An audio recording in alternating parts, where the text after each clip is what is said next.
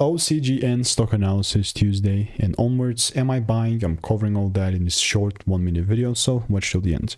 Look, I'm the only guy that has actually done 40,000 videos and documented them all, and I'm telling you this because, you know, look, it's taken me 5 years and I have tens of thousands of those investing courses and mentors, and it's on my YouTube channel as proof. So you cannot fake this. You can see how much videos I've done.